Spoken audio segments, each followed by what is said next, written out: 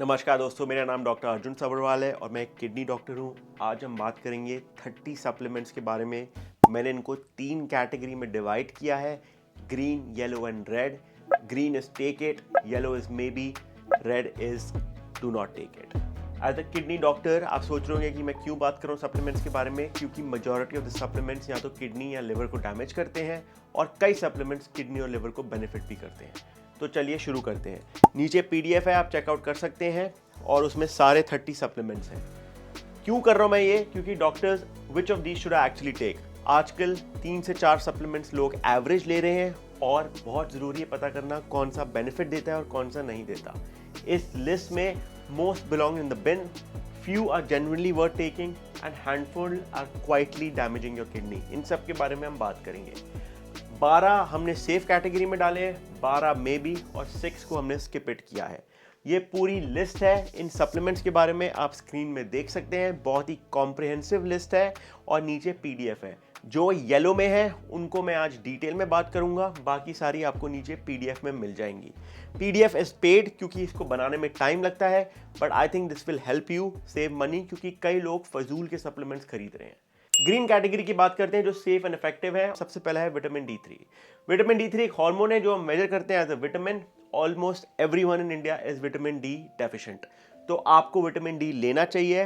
अब टेस्ट कराना चाहिए नहीं कराना चाहिए, मेरे हिसाब से एक टेस्ट कराने में कोई हार्म नहीं है। वो आपको एक बेसलाइन दे देगा कि आपका विटामिन डी कहाँ है। अगर आपका विटामिन डी डेफिशिएंट में है तो एक लोडिंग डोज है और साथ में एक मेंटेनेंस डोज है। लोडिंग डोज आपकी 60,000 units once a week for 6 weeks, followed by maintenance dose of 1000 to 2000 units per day। 1000 units is more than enough। हमारी recommendation भी यही है, बट कई लोग 2000 भी लेते हैं।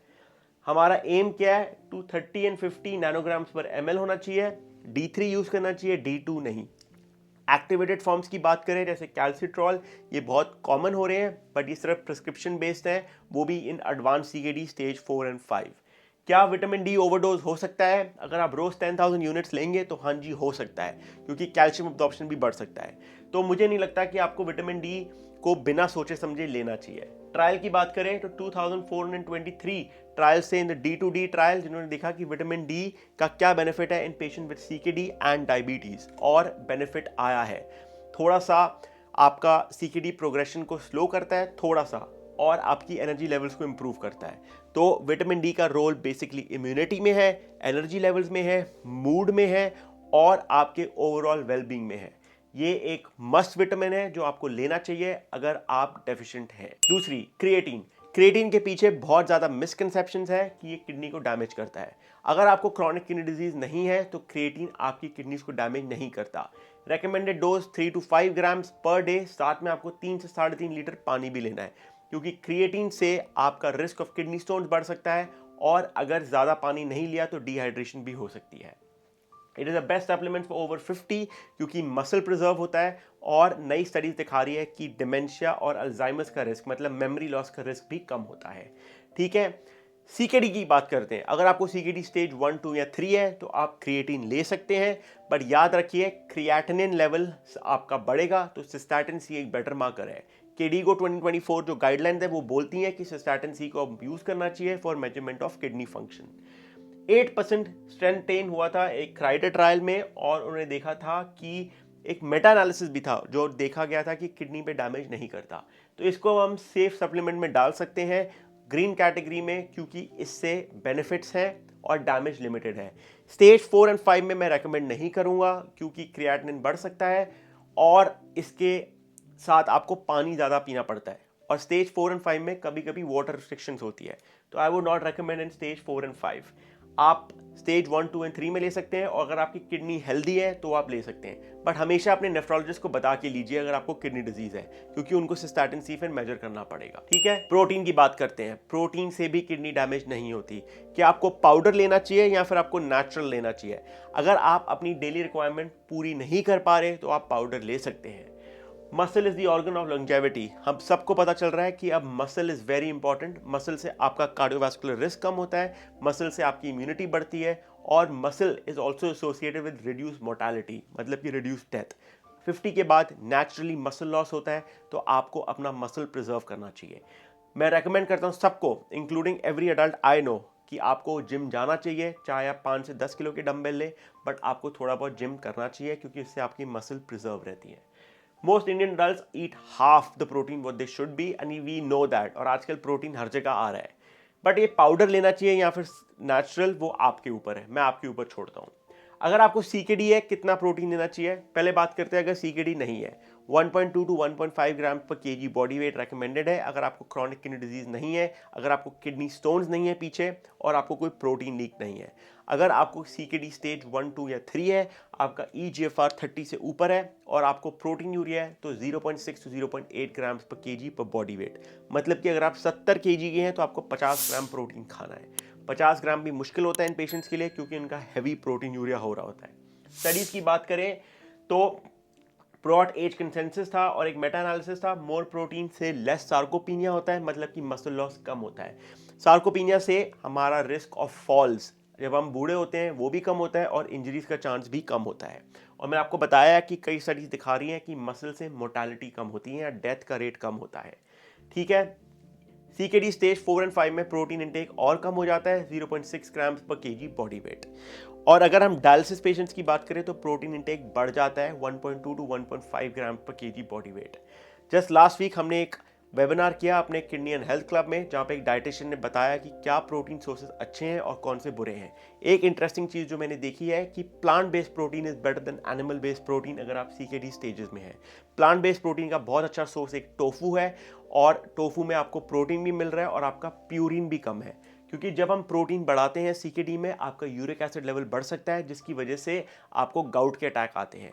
तो protein high and low purine food actually आपके लिए बेनिफिशियल है।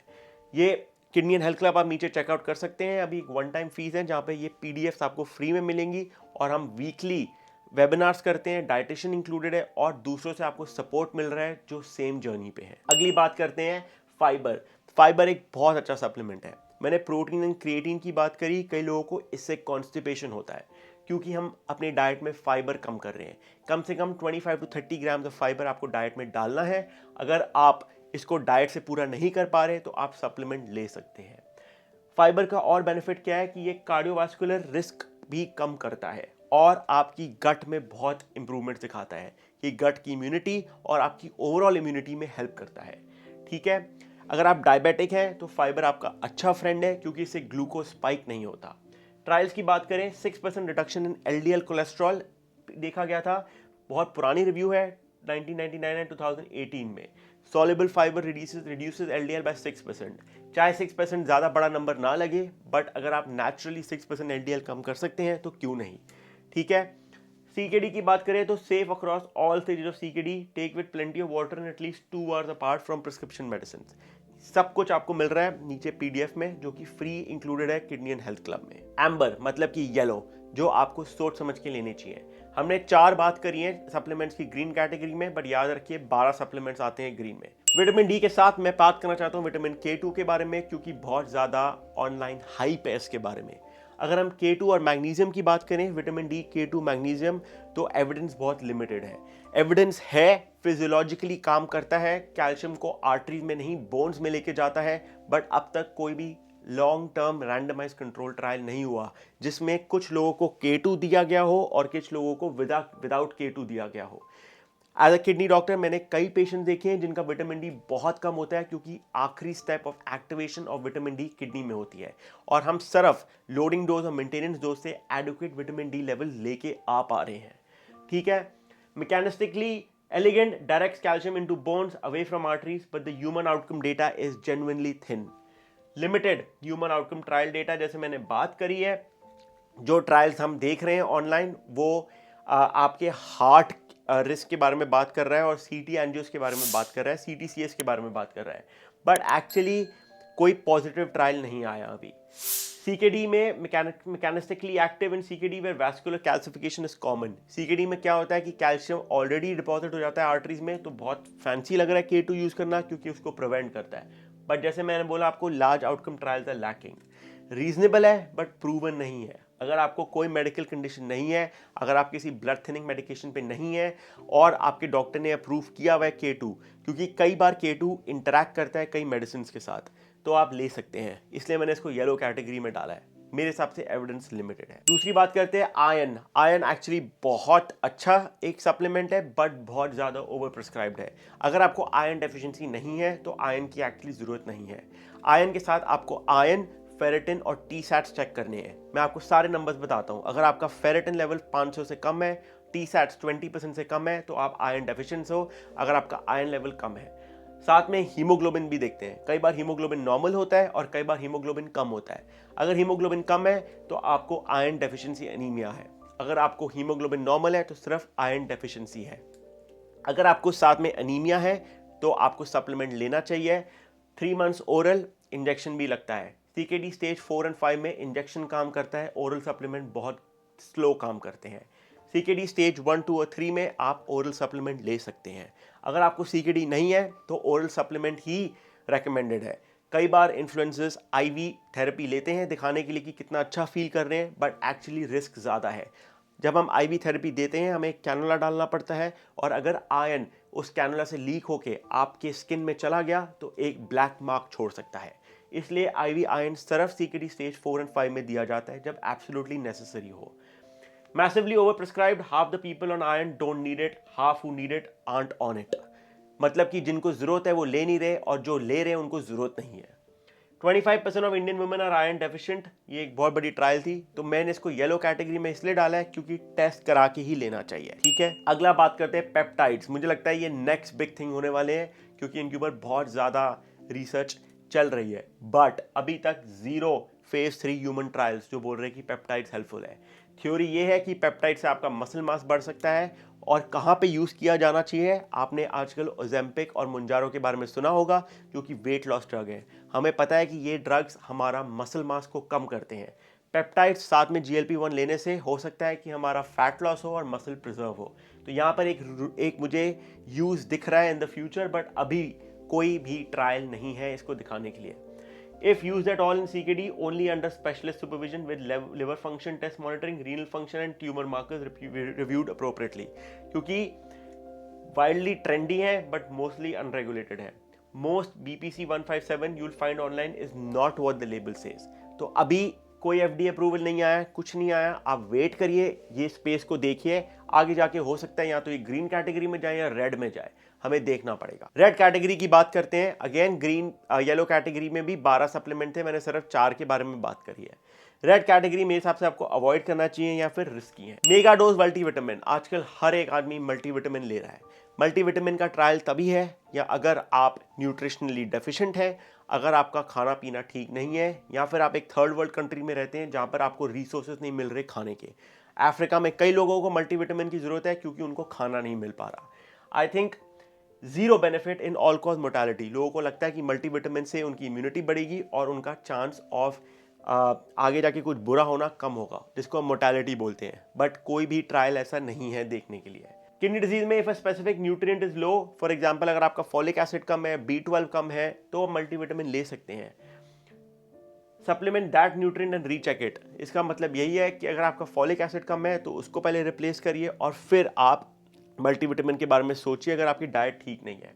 Mega dose multivitamin have no place in kidney disease. You're basically paying for expensive urine, and in CKD, the high dose fat soluble vitamins can actively harm। Calcium की बात करें, आजकल लोग calcium भी ले रहे हैं विटामिन डी के साथ। कैल्शियम कुछ लोगों के लिए नेसेसरी है, कुछ लोगों के लिए टॉक्सिक हो सकता है। CKD में it is a prescription decision. हाँ, CKD में कैल्शियम लेवल कम होता है, बट आपको समझना पड़ेगा कि साथ में विटामिन डी भी कम होता है और एक्टिवेटेड फॉर्म ऑफ कैल्शियम भी चाहिए होता है। अगर हम ओवर द काउंटर लें तो आपको कैल्शियम नहीं लेना चाहिए। ट्रायल्स की बात करें तो 22% increase risk of vascular calcification है, मतलब कि आपकी आर्टरीज में जाके कैल्शियम डिपॉजिट हो सकता है। अब आप सोचेंगे चलो मैं K2 के साथ ले लूं, फिर भी कोई गारंटी नहीं है कि आपकी आर्टरी में नहीं जा रहा। उस तरफ आपको 5-10 साल बाद पता चलेगा जब आपकी हार्ट की आर्टरीज भी ब्लॉक हो जाएंगी। तो मेरे हिसाब से आपको कैल्शियम बिना सोचे समझे नहीं लेना चाहिए। अगर आपको एक्चुअली डेफिशिएंसी है तो कैल्शियम लेना चाहिए। डाइट से आप कैल्शियम आराम से ले सकते हैं। Calcium intake in CKD must be calibrated to phosphate, PTH and vitamin D status, क्योंकि ये सारी चीज़ें एक दूसरे के साथ बैलेंस होती हैं। This is a nephrologist call, not a pharmacy oil. बिना सोचे समझे मत लीजिए, ठीक है। आगे बात करेंगे हाई डोज बायोटिन। बायोटिन की अगर हम बात करें तो it has been marketed as one of the best things for hair fall. Evidence बहुत लिमिटेड है। False troponin and thyroid result दे सकता है और आपको फजूल में दिखा सकता है कि आपको थायराइड की प्रॉब्लम है और आपको हार्ट की प्रॉब्लम है। हेयर फॉल की अगर हम बात करें तो एविडेंस बहुत लिमिटेड है, but it can hide a heart attack on a blood test, क्योंकि ये ट्रोपोनिन लेवल्स के साथ खेलता है। CKD में stop high dose biotin at least 72 hours before any blood test, specially troponin and thyroid, otherwise your lab is lying to your doctor interference की वजह से। CKD में मैं रेकमेंड नहीं करूंगा। हेयर फॉल की बात करें तो मैंने एक पूरी वीडियो बनाई है जो आप चेकआउट कर सकते हैं, but here fall basically vitamin D, B12, folic acid और आयरन डेफिशिएंसी की वजह से होता है, और मेन कल्प्रिट हेयर फॉल का इंडिया में प्रोटीन डेफिशिएंसी है। जेनेटिकली अगर आपको हेयर फॉल हो रहा है तो आप उसके बारे में कुछ ज़्यादा नहीं कर सकते, कुछ नई रिसर्च चल रही है, बट बेसिकली आप अपने प्रोटीन, विटामिन डी, B12 और फॉलिक एसिड को ठीक करिए। 41 पेजेस की सप्लीमेंट है, नीचे लिंक है डिस्क्रिप्शन में और कमेंट्स में, और हर सप्लीमेंट के साथ एक एविडेंस भी है। 30 सप्लीमेंट्स के बारे में बात करी है, और साथ में हमने ये भी बताया है कि कौन सा ड्रग इंटरैक्ट कर सकता है किस सप्लीमेंट के साथ। आप चाहे तो नीचे ले सकते हैं। किडनी एंड हेल्थ क्लब में ये इंक्लूडेड है, आप चाहे तो किडनी एंड हेल्थ क्लब में आप ज्वाइन कर सकते हैं, जहां पर आपको वीकली वेबिनार्स मिल रहे हैं, डाइटिशियन सपोर्ट मिल रहा है, आपको ये गाइड्स मिल रही हैं और दूसरे लोगों के साथ सपोर्ट मिल रही है जो सेम जर्नी पे है। हमने लास्ट वीक एक वेबिनार किया था जहाँ पे हमने सप्लीमेंट्स के बारे में डिस्कस किया, और कई हेल्थ एंथुसियास्ट उस वेबिनार में आए और उन्होंने बताया कि उन्होंने क्या बेनिफिट्स और साइड इफेक्ट्स देखे। तो अगर आप चाहें तो आप नीचे चेकआउट कर सकते हैं। मेरा नाम डॉक्टर अर्जुन सब्रवाल है। मिलते हैं अगले हफ्ते एक और वीडियो के साथ। नमस्ते।